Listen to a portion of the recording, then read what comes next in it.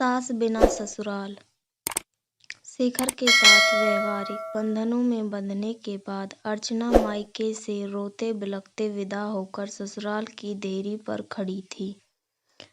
कभी घूंघट की ओट से शेखर को देखती तो कभी दरवाजे के अंदर देखने की कोशिश कर रही थी।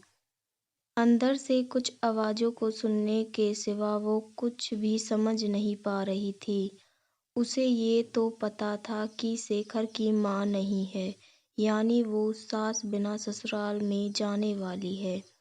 काफी देर के बाद भी कोई गृह प्रवेश के लिए नहीं आया तो उसने शेखर की तरफ आशा भरी नजरों से देखा, क्योंकि वो खुद भी काफी थकान महसूस कर रही थी। शेखर ने शायद अर्चना की नजरों की भाषा पढ़ ली थी।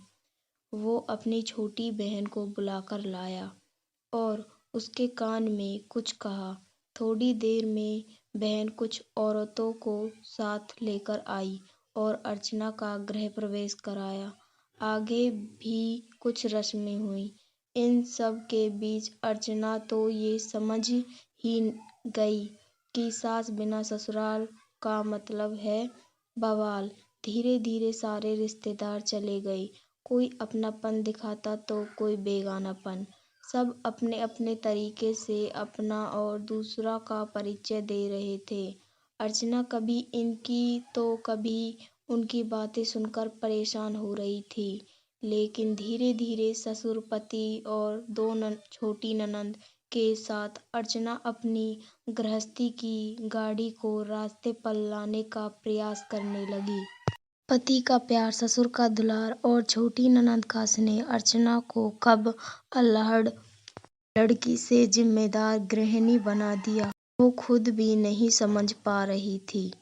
पर इन सब चीजों के बीच उसके दिल में एक चीज की कसक रहा करती थी कि उसकी भी सास होती। शादी के समय सारी सहेलियां उसे काफी किस्मत वाला मानती थी कि चलो ससुराल में सास की चिक-किच नहीं रहेगी। पर सच्चाई तो ये है कि जिस घर में सास न हो उस घर में आने वाले सारे लोग सास ही बनने की कोशिश करते हैं।